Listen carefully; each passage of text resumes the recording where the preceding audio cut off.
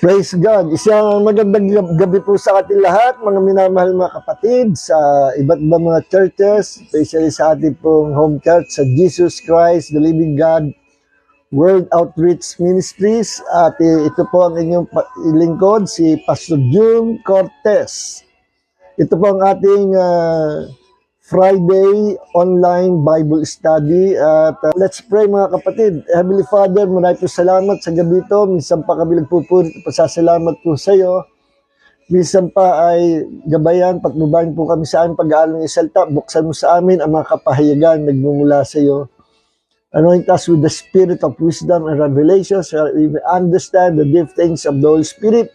Upang maintindihan po namin ang lengguwahe ng banal na Espiritu at kami po ay matuto sa malalim na bagay at ikaw po ang Diyos na niluluwalhati namin, Panginoong Jesus. All glory belongs to you, Lord Jesus, and heal those who are sick tonight, Lord, in the name of the Lord Jesus Christ. Thank you, Holy Spirit, our teacher.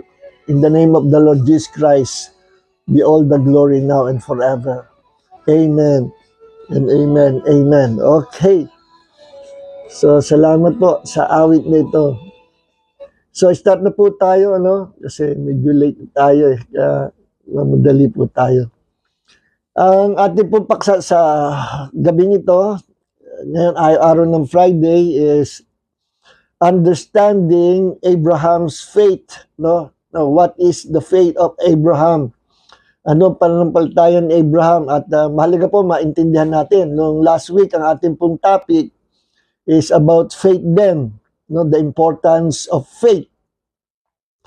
At ang pananampalataya natin, bigay po ng Diyos yan. Hindi yan basta umusbong sa puso natin. Yan ay bigay ng Diyos nung ating tanggapin ang kanyang salita. Meaning, pag sinabi tanggapin, you believe and you accept the word of God, that it is true. Iyon po ang ibig ko sabihin. Sabi sa Romans 10:17, faith comes by hearing, and hearing by the word of God. The more you hear, the more you read, the more you hear, the more you meditate, the more you study the word of God, the more faith comes. God will fill our hearts with His faith. Isa pa pong nakapagpapalakas, nakapagpapatibay, nakalalaki. Alam nyo, our faith can increase in measure. Isang nakapagpapalaki ng ating pananampalataya is every time we act by faith, every time we use our faith, ito po ay lumalaki. Yan po ang katotohanan, lumalaki. Ang ating pananampalataya, lumalaki po yan kapag iyong ginagamit ng ginagamit. When we act by faith, when we walk by faith, and when we read, when we study, when we meditate the Word of God, lumalaki po ang ating pananampalataya. And how much more kapag ito ay ginamit natin. Kapag ating ipinamuhay ang ating sinasampalatayanan, kapag ating sinunod ang Panginoon, lumalaki po ang ating pananampalataya. Yan po ang paraan kung paano lumalaki ang ating pananampalataya. May iba-iba po tayong measure of faith. Na tinuro po sa Bible, merong little faith, merong unwavering faith, merong shipwreck faith, merong great faith, iba-iba klaseng faith, yung measure, yung size. Kaya yun po ang simple. Misa pag-aral natin yung paanong lumalaki pa, didetalyahin natin kung paano ang pananampalataya ay lumalaki sa ating puso.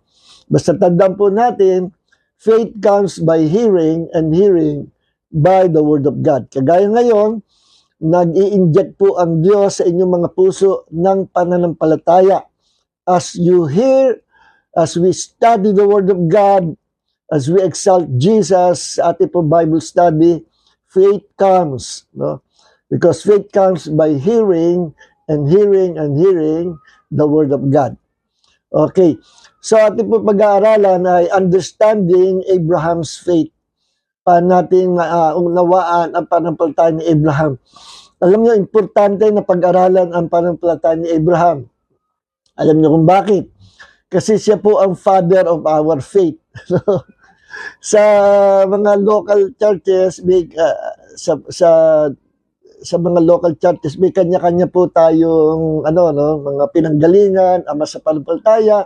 Minsan sinasabi natin, yung pastor na nakahikayat sa atin, nag-disciple sa atin, ay siyang ama natin sa pananampalataya, totoo po yun, sa local yon dito, pero in the spirit, ang pinag-ugatan po ng ating pananampalataya, the father of our faith is Abraham. Siya po kasi ang nagpasimula ng pananampalataya na katanggap-tanggap sa Diyos. Tandaan po natin, the real Bible faith, at ito una natin kailangan maintindihan, Abraham's faith is the real Bible faith. Yung pong pananampalataya ni Abraham, yan ang pananampalataya na hinahanap, ina-expect, at tinitingnan sa atin ng Diyos na lumaki at gamitin natin. Sabi ko nga, the more we use our faith, the more it will grow up. Para pong parang barbell yan eh.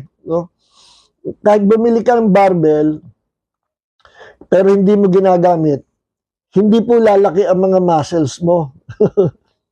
Sabi nga isa sa pinakamahalaga sa ating pang-araw-araw na buhay ay ma-develop din itong ating physical body, yung muscles, through exercise, through mga pagbubuhat ng dumbbells, barbells, pero higit sa lahat ay ganun din ang ating espiritu, ang ating spiritual life na kailangan palaguin natin at palakasin at i-build up ang muscles ng ating pananampalataya. Kaya kagaya ng barbell, bumili ka ng barbell, kahit pa itabi mo, kapag ikay matutulog, akapin mo na at sabihin mo, dito lumalaki ang aking mga muscles.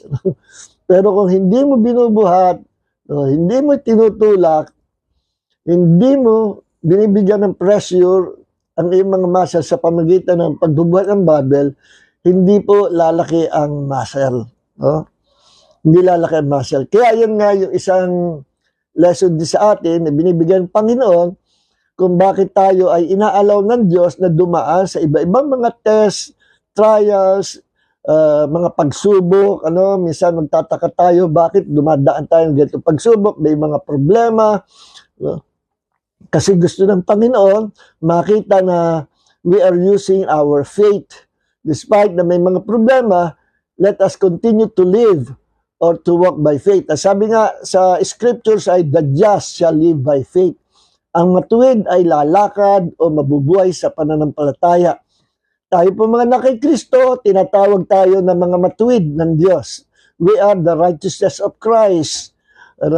O we are the righteousness of God in Christ Jesus. Paano tayo naging matuwid? Kasi tayo po ay sumampalataya sa Panginoong Hesus at tayo ay umangkas sa kanyang katuwiran. Nung tayo sumampalataya at sumama tayo sa Panginoong Hesus, at atin po siya tinanggap bilang Panginoon at Diyos ng ating buhay, tagapagligtas, ay tayo po ay isinama niya sa kanyang katawan at ibinahagi sa atin kung ano ang meron siya.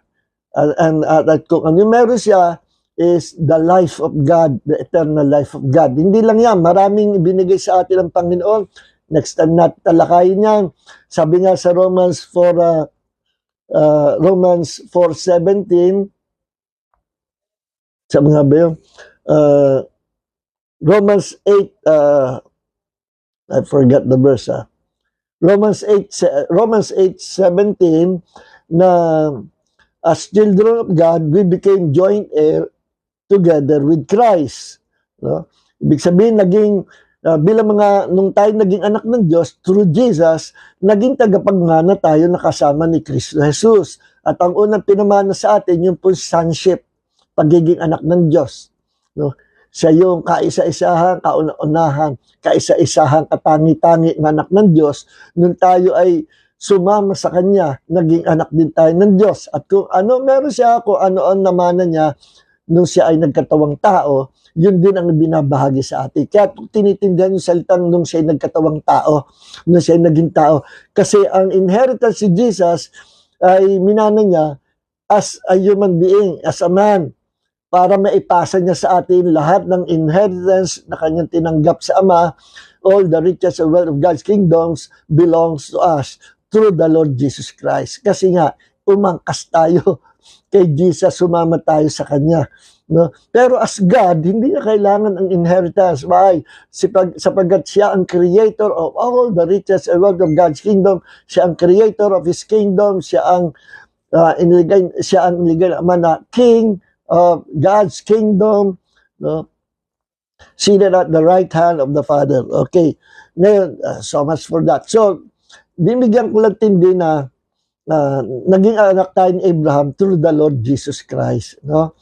Kaya sabi nga po sa Galatians chapter 3 verse 13, Jesus became, ito yung kung paano tayo naging anak ni Abraham.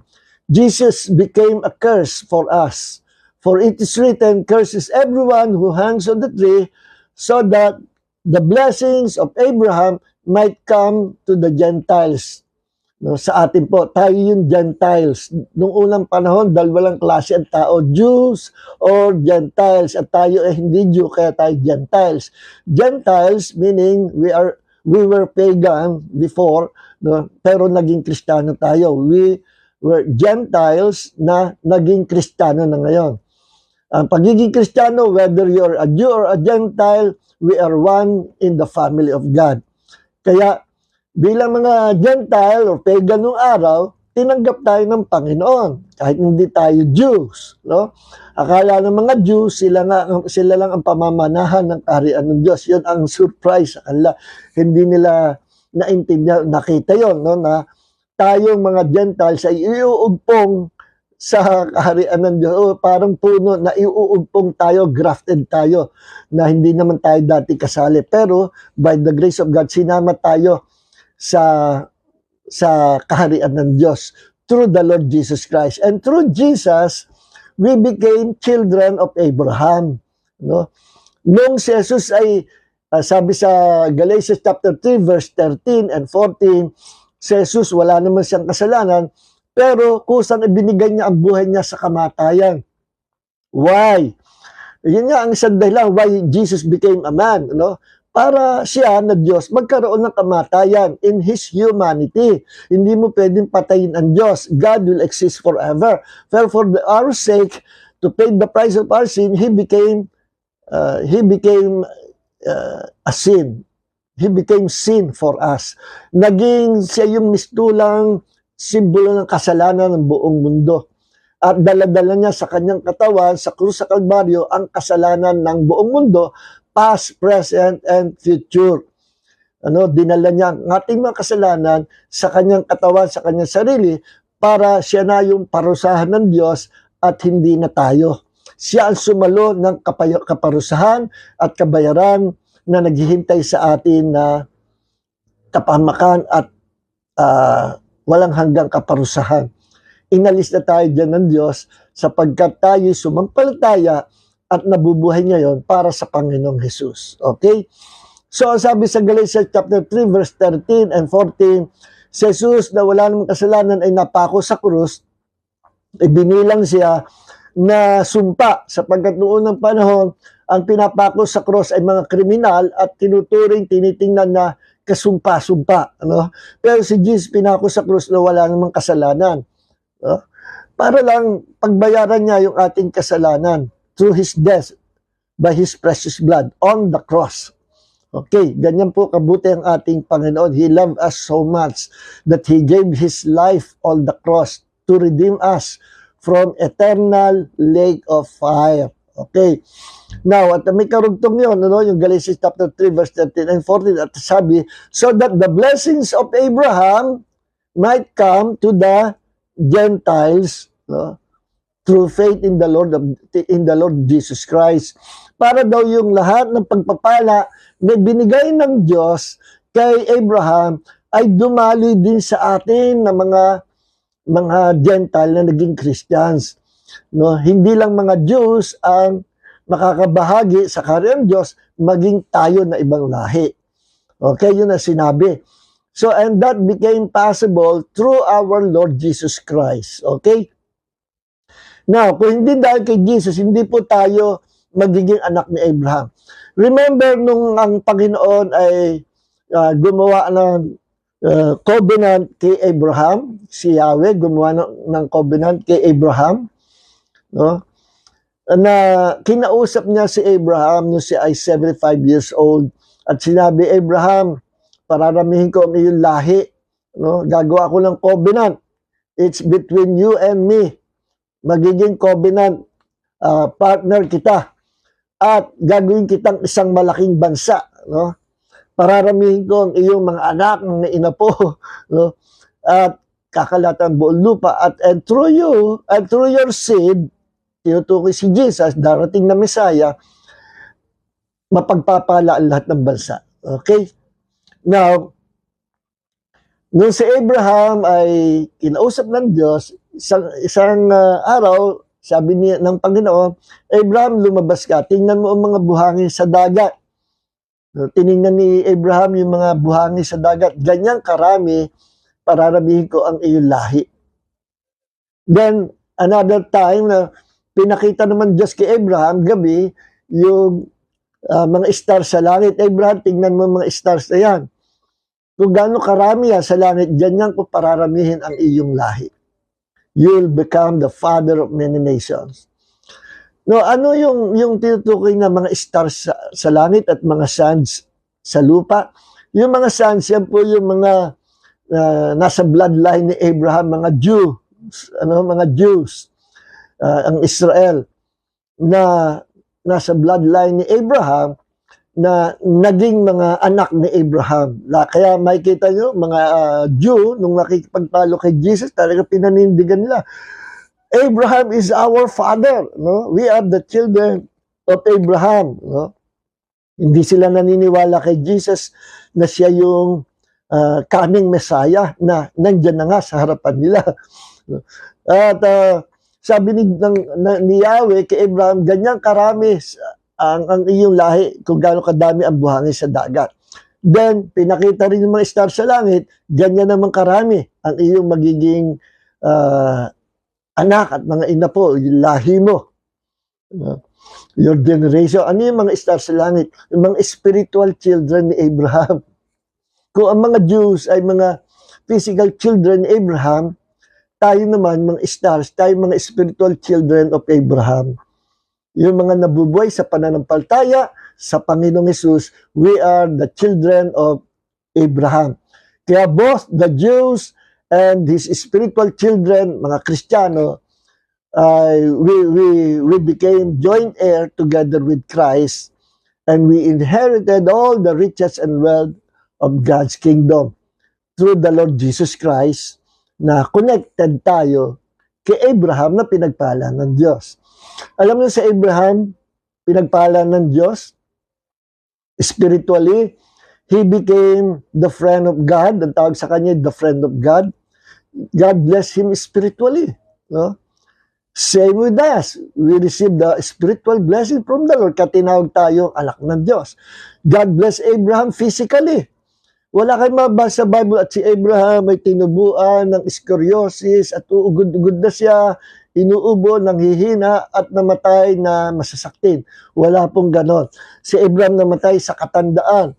In fact, nagkaroon ng rejuvenation ng kanyang katawan at nabuhay ang kanyang patay na katawan, ano, na hindi na siya, ibig sabihin, yung hindi na siya magkakaanak, at binigyan ng Panginoon lakas at nirestore ang kanyang kabataan dahil sa covenant na yon, at nagkaroon silang anak when Abraham was 100 years old at si Sarah ay 90 years old.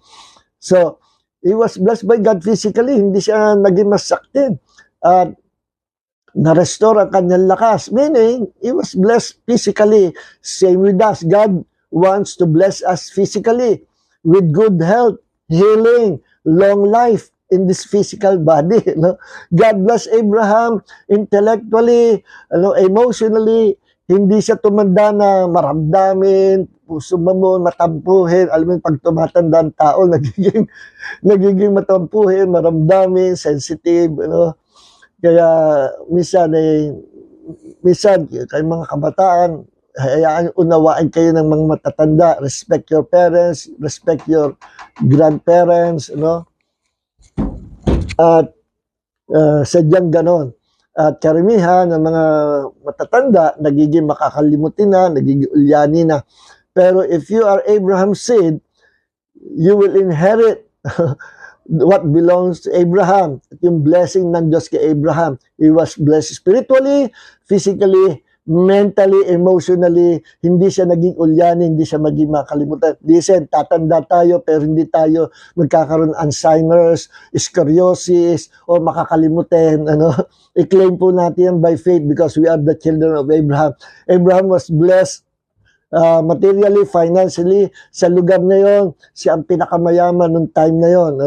God bless him, prosper him, at siya naging successful in every battles. Napapalaban din si Abraham. May mga trained na servants siya for warfare. May private army siya. Yung kanyang mga pinalaki sa kanyang asyenda. At yun na rin ang kanyang army. At sila ay laging more than conquerors. Ganun din, God will bless us materially, financially, at name it. Pero wag tayo din titingin. Wag tayo titingin dyan sa blessing. Don't seek the blessing. Don't seek the blessings of God. Seek the blesser. Seek God. Seek the face of God. Seek the blesser, not the blessings. Okay? And makikita nyo, God will bless you. Sabi nga ni Jesus sa Matthew 6:33, seek first the kingdom of God and His righteousness, and everything will be added unto you. Okay? So, Abraham was blessed socially. Nagkaroon siya ng favor, marami siyang tauhan, nagkaroon siya ng favor, 2 hari, nagkakrush kay Sarah, ugod-ugod Sarah, pero pinanariwa ng Panginoon, pati itsura niya, siguro nawala yung mga wrinkles. Isipin nyo, napadaan sila doon sa 2 kaharian na gusto si Sarah ng 2 hari, dami mga dalaga doon na magaganda. Si Sarah pa. Isipin nyo kung gaano kaganda si Sarah noong time na yun. Uugod-ugod na. Pero nagkaroon ng power of rejuvenation ang kanyang katawan, pati beauty niya na-restore. Imagine, that's because of the covenant of God kay Abraham. So listen, we are God's covenant people. We are God's covenant partners through Jesus and Abraham. So, kung anong minana ni Abraham sa Diyos, yun din ang i-expect natin na dadali sa atin. Ulitin ko yung Galatians chapter 3 verse 13, at tingnan po natin Galatians chapter 3 verse 13. Sabi dito, Christ redeemed us from the curse of the law, becoming a curse for us. For it is written, cursed is everyone who is hung on a pole or on a tree or on the cross.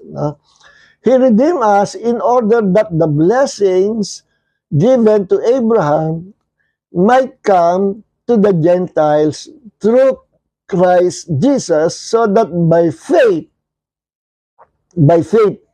we might receive the promise of the Spirit. Kita nyo? So, as children of God, through Christ, as children of Abraham, through Christ, we must live by faith. At ang inheritance natin ay matatamo natin by faith in the Lord Jesus Christ. Yan sinasabi dito. So that we might receive the promise of the Spirit. Okay. Now, punta na po tayo dito sa ating detalyang pag-aaralan sa Romans chapter 4.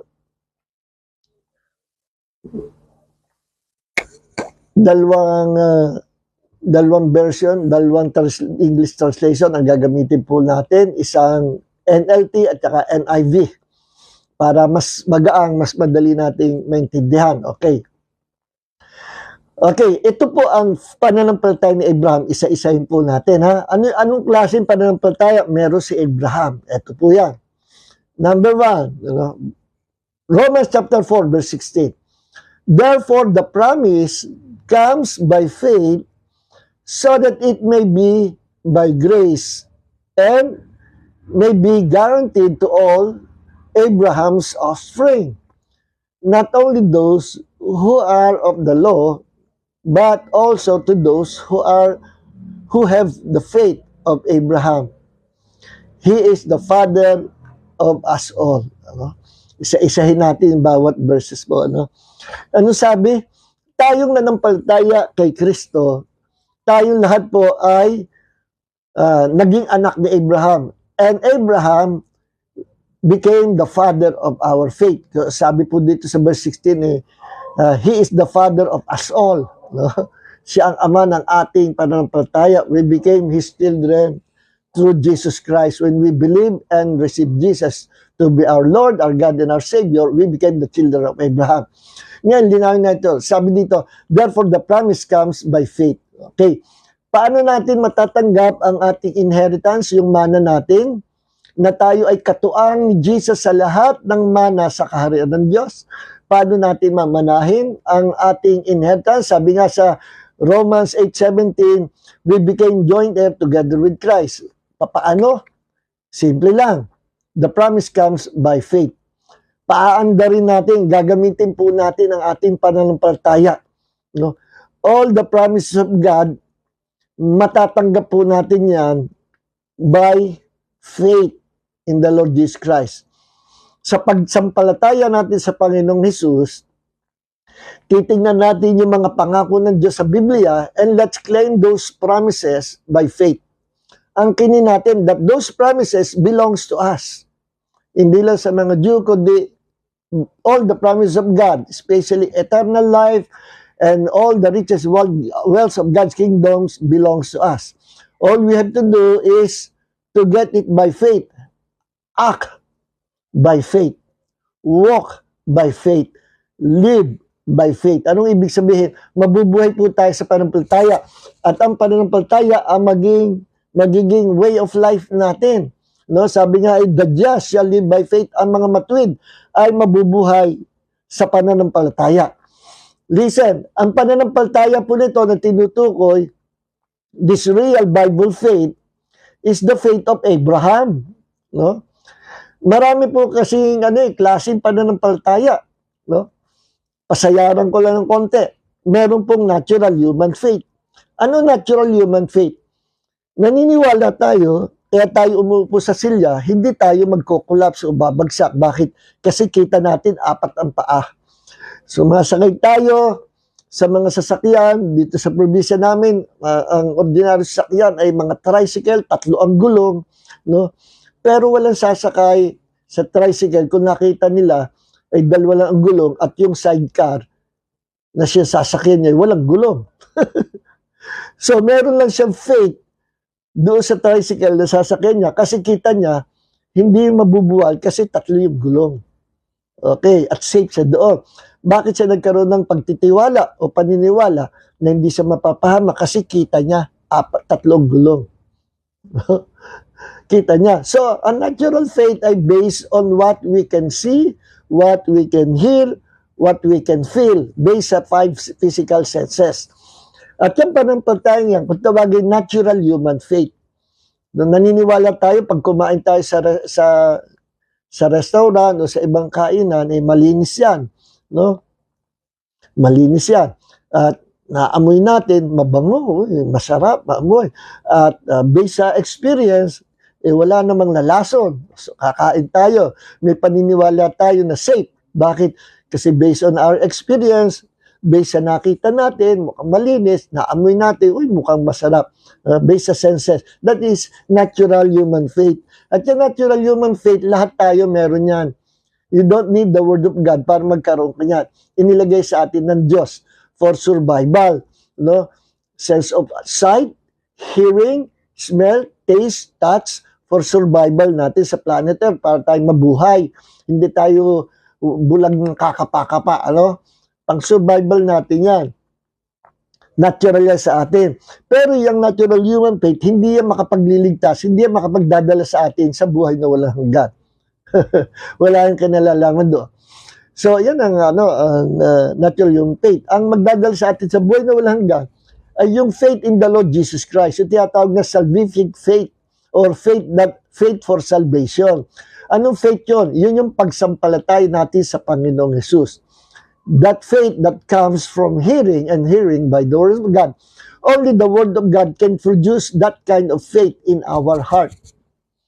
Dinadala ng Diyos ang pananampalataya na makapagliligtas sa atin, inilalagay sa ating puso, ang carrier or container of that faith is the Word of God. So the more we hear, believe, and receive the Word of God, the more faith comes and abide in our heart. See, that kind of faith will save us from hell, will save us from eternal condemnation, because that kind of faith is the faith, our faith in the Lord Jesus Christ. Okay? Now, meron ding another kind of faith, yung fruit of faith. Ano yung fruit of faith? Yan po yung nasa Galatians chapter 5,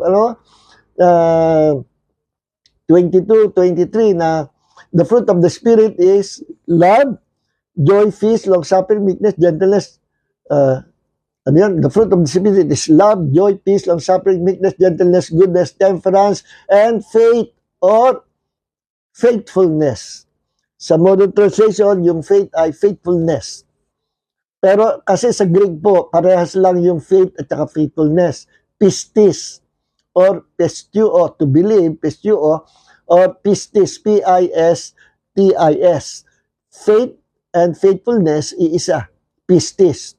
So yung faith doon tinutukoy, the fruit of the Spirit, the faith, is faithfulness. That comes after our regeneration, or after we experience the new birth. No? Yan yung magkakaroon tayo ng fruit of faith after being saved. After na tayo ay na-experience natin yung new birth or regeneration. Pinanganak tayo sa kaharian ng Diyos na born again. Only then can we bear fruit with that kind of fruit. Kasama yan doon sa fruit of the Spirit, which is love. At kung meron kang love, isa lang naman ang fruit eh.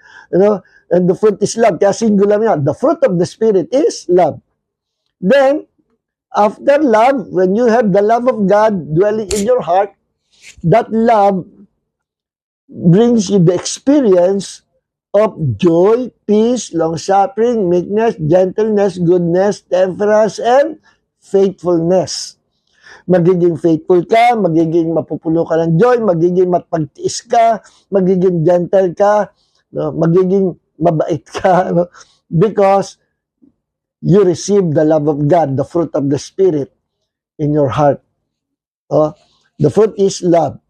Inside that love, there is joy, peace, long-suffering, meekness, gentleness, goodness, temperance, faith or faithfulness.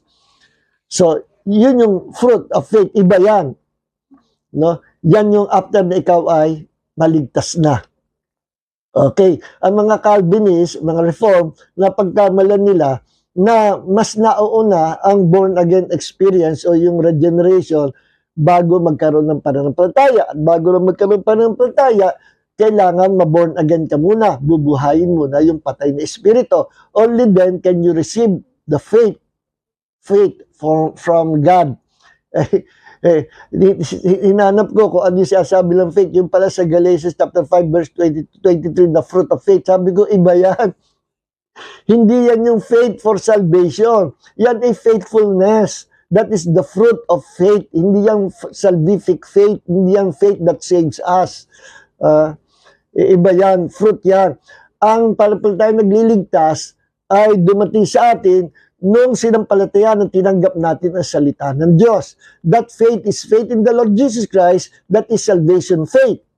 Now that we are saved, ang sumunod na faith na tatanggapin natin is faithfulness.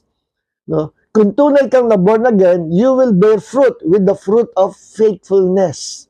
Kasama yan sa love. Okay, maliwanag po. So, another kind of faith, that is faithfulness. Meron ding faith na tiyasabi sa nandiyan sa gifts of the Spirit, 1 Corinthians chapter 12, 13, 14, na tinatalakay dyan ang mga gifts of the Spirit. And one of the gifts of the Spirit is faith. Ito yung supernatural faith. Hindi ito yung faith na nagliligtas. Ito yung gift of faith. Para saan yan?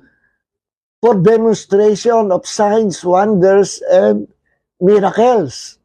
At hindi lahat meron yan.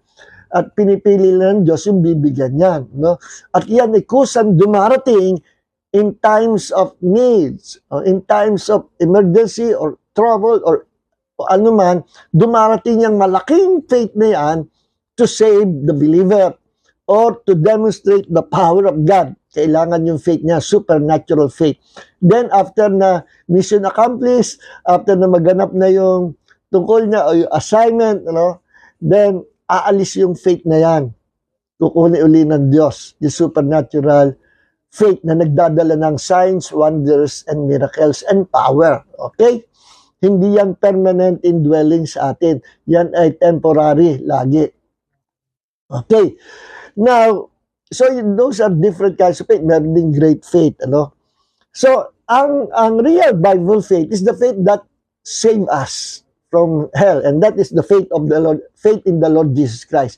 At yung faith in the Lord Jesus Christ, at faith na kapag tayo nananalangin, we must exercise, use our faith when we pray, because God will only answer our prayer if it is prayer by faith. Without faith, hindi tutugunan ng Diyos kahit 100 years ka pa manalangin.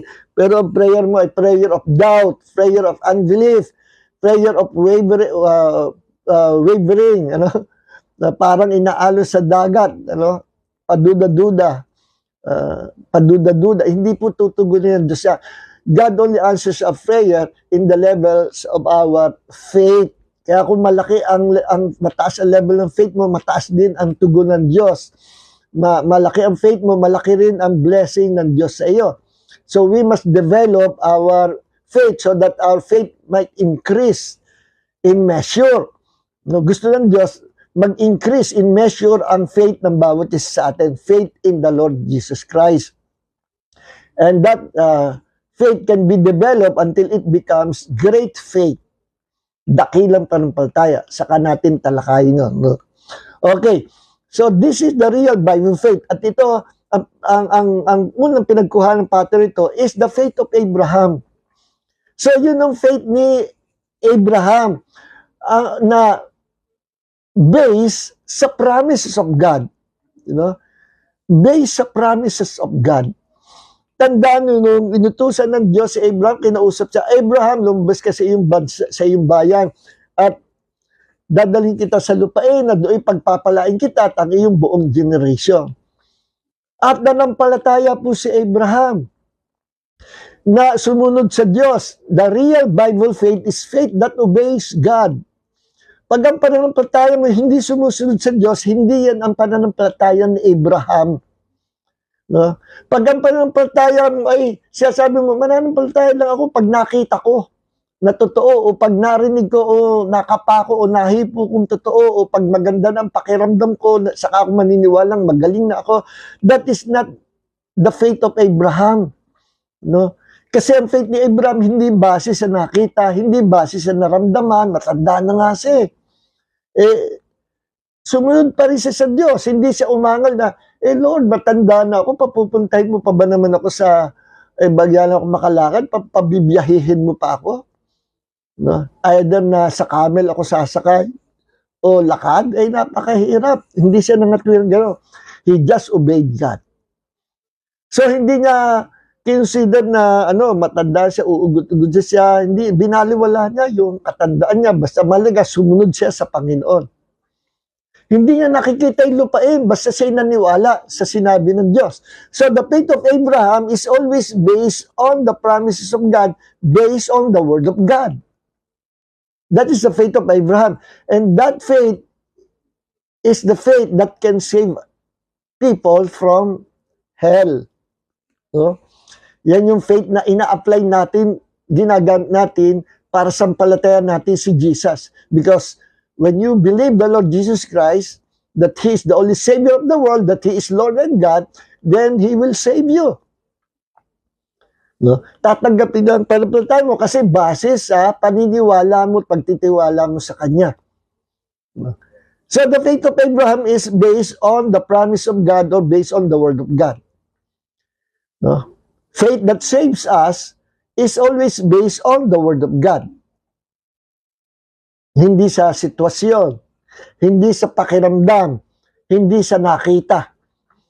Ang pinakamababang uring pananampalataya ay yung base sa paniniwalang nakita mo, saka ka maniniwala.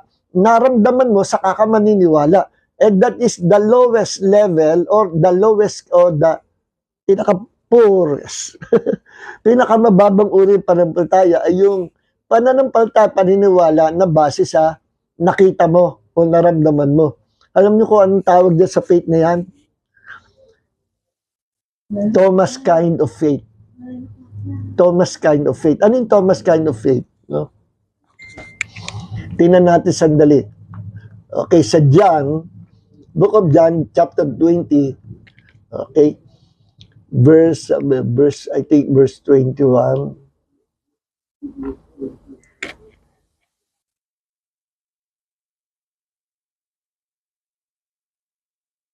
Kasi nagpakita si Jesus sa kanyang maalagad, no?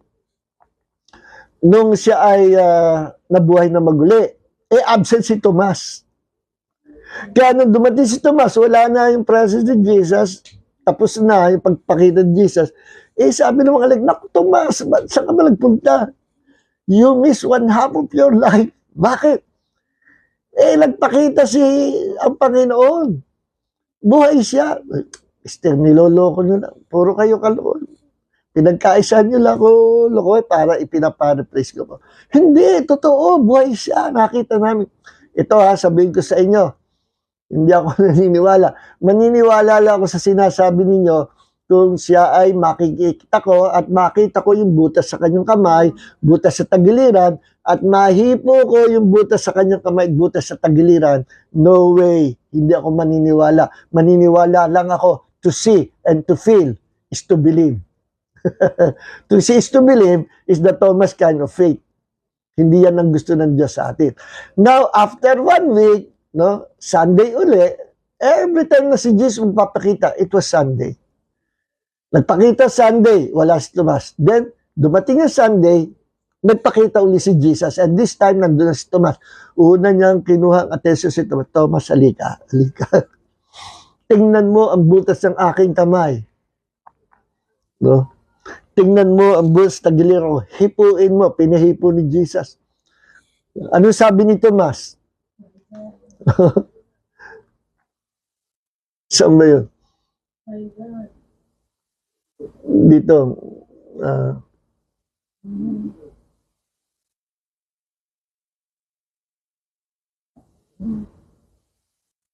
Sa verse 28. Verse 27 muna. Then Jesus said to Thomas, put your finger here. See my hands? Reach out your hand and put it into my side. Stop doubting and believe. Stop doubting and believe. Sa NLT, don't be faithless any longer. Believe. No? At sabi ni Jesus, sabi ni Thomas, Thomas said to him, my Lord and my God. Dineclare ni Thomas, nung mahipot, nakita niya si Jesus, mahipot, nakita niya sugat at tagiliran, butas, napasabi si Thomas, my Lord and my God. Yun ang faith declaration ni Thomas. At ang sagot ni Jesus sa faith declaration ni Thomas, then Jesus told him, because you have seen me, you have believed. At sapagkat ako'y nakita mo, saka ka nanampalataya. Blessed are those who have not seen and yet have believed. Sabi ng Panginoon, mas mapalad yung mga tao na hindi naman ako nakita pero sumampalataya. Ikaw, Tomas, nanampalataya ka kasi nakita mo ako. Pero alam mo, mas mapalad yung mga tao na hindi ako nakita. Gayon may nanampalataya. See? Dalawang klaseng pananampalataya ito na naglalaban eh. The Thomas kind of faith and the Abraham's faith. Ano sabi ni Thomas? To see is to believe. Nung makita niya, saka naniwala, my Lord and my God. That is the Thomas kind of faith based on 5 physical senses. Nakita niya, nahipo niya. Ang Abraham's faith ay faith na hindi base sa nakita, kundi base sa sinabi ng Diyos. Kaya sabi ni Jesus, mapalad yung mga hindi ako nakita pero sumampalataya. Sino yung mga tao yon? Ikaw, ako, tayong lahat na hindi naman natin inabutan si Jesus, hindi natin nakikita si Jesus, bisa hindi naman natin na-feel, hindi natin nahipo siya. Pero gayon pa man, nanampalataya tayo. Anong basehan ng ating pananampalataya? No? Hindi yung kung nakita natin siya. Hindi nga natin nakita si Jesus. Anong basehan ng ating pananampalataya? The Word of God, the Bible. So, this is the highest kind of faith based on the Word of God. Yan ang pananampalataya, ang katanggap-tanggap sa Diyos. At sabi ni Thomas, balikan natin ito, si statement niya, my Lord and my God. So, dineclare ni Thomas, totoo si Jesus, our Savior, that He is Lord, Panginoon, and that He is God. No? Alam mo, sabi ng INC, Iglesia ni Cristo, nung dineclare ni Thomas yan, nagulat daw si Thomas. Hindi po siya nagulat. Sabi, yan ay nagulat. Halimbawa, pagbukas mo ng pinto, may makakasalubong ka palang papasok. No? Yung ka-office mate mo, napasabi ka sa gulat mo, ay, kabayo. Ibig mo ba sabihin yun, nakita mo makakasalubong mo sa pinto, ay kabayo? Hindi, yun yung ka-office mate mo, tao yun. Sa gulat mo, napabigkas, ay, kabayo. Kabayo. Hindi kabayo yun, tao, pero sinabi mong kabayo, nagulat ka kasi. Ganon din daw, sabi ng INC, ganon din daw si Thomas, nagulat lang. But actually, Jesus is not Lord, Jesus is not God. Pero siya ay tao, prophet of God, na ginawang Savior. But He is not Lord, He is not God. Kasi ang Lord, pag tinranslate mo sa Hebrew, sa Greek kasi kurios, Lord, pag tinranslate mo sa Hebrew ay Yahweh. That He is Yahweh and He is Elohim. God is Elohim, Lord is Yahweh. Yahweh, Elohim. Si Jesus yun. Si Jesus yung Yahweh sa Old Testament. Siya din yung Elohim sa Old Testament. Next time natin pag-aralin niya. Pero sabi ko, kung nagulat si Thomas at expression lang niya yan, bakit ang sinabi ni Jesus, sinang-ayunan niya yung statement o yung salita, yung declaration ni Thomas. At sa pagsang-ayon ni Jesus, sasabi ni Jesus, because you have seen me, you have believed. Bakit hindi sinabi ni Jesus, sapagkat ako'y nakita mo, nagulat ka tuloy. No? Sapagkat ako'y nakita mo, nabigkas mo tuloy na ako'y Panginoon at Diyos. Ang bihira ka, tao lang ako. Pero hindi po yun ang sinabi ni Jesus. Sapagkat hindi naman siya tao lamang, siya ay Panginoon at Diyos. Kaya tinanggap ni Jesus yung statement ni Thomas, my Lord and my God. At ang sabi ni Jesus, ayan, kaya ka sumampalataya. Ano yung sinampalatayanan, pinananampalataya ni Thomas? That Jesus is Lord and God. Kasi nga, nabuhay siya. No? Tanging Diyos lang na may ganyang kapangyarihan na patay na ay bumalik sa pagkabuhay. Alam niyo kung sinong nag-resurrect kay Jesus?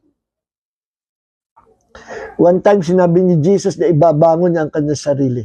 He will resurrect Himself. At sinabi sa Bible, the Father will resurrect Him, will raise Him up. At sinabi sa Bible, the Holy Spirit raise Him up. If the Holy Spirit that raised up Jesus from the dead, that is the same Holy Spirit that will quicken, that will give life to our mortal bodies, sabi doon sa Romans 8:11. So, ang nagbumuhay kay Jesus ay the Father, God the Father, Jesus Himself, and the Holy Spirit. These three persons, this one being, one God. At bahagi niya si Jesus. Kaya, tinanggap ni Jesus yung statement ni Thomas, my Lord and my God. At sabi ni Jesus, nakita mo kasi ako, kaya ka sumampalataya. Sumampalataya na that Jesus is Lord and God. Hindi sinabi ni Jesus na, yan, no? Sapagkat ako'y nakita mo, nagulat ka tuloy. Kita nyo, yan ay isang prueba at yan ay ating sabihin sa mga kaibigan natin, INC na, it's about time na magising kayo. Study this scripture. Tinanggap ni Jesus yung statement ni Thomas na, my Lord and my God, sapagkat sabi ni Jesus, because you have seen me, you have believed. Believe what? That Jesus is Lord and Jesus is God. No? That Jesus rose from the dead because He is Lord and He is God. See? Sabi ni Jesus, blessed are those who have not seen and yet have believed. Tayo po yun. Ano? Ang basehan natin ay salita ng Diyos. So, this is one point that Abraham kind of faith or Abraham's faith is faith that is based on the promise of God, based on the Word of God. Hindi base sa nakita. Ano? Tingnan natin ito sa ating pagtatapos. Hebrews 11:8. Sabi dito, by faith, Abraham, when called to go to a place he would later receive as his inheritance, obeyed and went even though he did not know where he was going. No? Hindi niya alam kung saan sa pupunta, hindi niya nakikita yung lupain. Ang pinanghawakan lang niya, yung sinabi ni Yahweh, sinabi ng Diyos, na dadalhin kita sa lupain, and there I will bless you and I will bless your whole generation. Yung pangako lang ni Yahweh ang kanyang sinampalatayanan. Ang faith ni Abraham is not based doon sa kung anong based sa nakita niya o mararamdaman niya, hindi yun. Base lang sa sinabi ng Diyos. So we have the same faith. Our faith is Abraham's faith. Because Abraham believed God, believed the promises of God, believed the word of God, hindi siya papahamak na totoo sinabi ng Diyos. That is faith of Abraham, the faith of Abraham, and we have the same faith. So we have the faith of Abraham, which is based on the word of God, based on the promise of God. So next week po, may part 2 po ito. No, ituloy natin, ano, mahaba pa ito, one point lang na talakay natin. So, naway naging blessing ito sa atin. So, every time nagkasakit tayo, huwag niyong babasihan ang healing kung kay pinagaling ng Diyos sa mahimalang paraan o if God answer our prayer, papakiramdam mo, tingnan ko nga kung nilalignan pa, tingnan ko nga kung okay na pakiramdam. Kahit nahihilo pa kayo, kahit pa kayo hindi makalakad, just believe that God, Jesus already healed you. Why? Sapagkat pangako ng Diyos sa Exodus 15 verse 26, I am the Lord who heals you. No? At sinabi sa aklat ng Isaiah 53 that Jesus took our sicknesses and carried our diseases, and by His wounds, we are healed by faith. So, let's base our faith on the promise of God. So, mga minamahal, pakishare po itong video. Kailangan ng lahat ng tao ang pananampalataya na kagaya pananampalataya ni Abraham, pananampalataya ni Abraham, they need the faith of Abraham para sila po ay maligtas. That is faith of the Lord Jesus Christ, faith on the Word of God. Let us pray. Maraming po salamat pa rin sa gabi ito, sa aming pala pag-aralan na isalita. Pagpalain mo na malayo, marami pa marating ang salita ng Diyos. Naan po tinatalakay ang part 1 nito, the understanding the faith of Abraham. Maraming po salamat, Panginoon. Pagpalain mo ang mga susunod pa namin pag-aaral ng iyong salita. And Lord, ngayon pala umaaksyon na kami that in the name of Jesus, by the wounds of Jesus, Lord, by faith, we are healed right now in the name of the Lord Jesus Christ. Those, Lord, those mga brothers, sisters, those who are sick right now, let them receive healing by faith in the Word of God. Maraming po salamat, Panginoon. All glory and honor belongs to our Lord God the Savior, Jesus Christ. Amen and amen. God bless you all po. Pakishare po nitong video, at paggamit po tayo sa Diyos. If you cannot preach the Word of God, let this video preach through you. Parang kayo na rin po ang nangaral. Wala pong bida sa atin, ginagamit lang tayo ng Panginoon. Let the Lord of Jesus be exalted through this video. No? So ating po pangalan salita ng Diyos ay Christ-centered, not self-centered. So si Jesus ang bida. Every time we share this video, we are sharing the gospel, no, the good news. Shalom and God bless Abraham. May the grace of the Lord Jesus Christ and the love of the Father and the fellowship of the Holy Spirit be with you all. In Jesus' name, amen.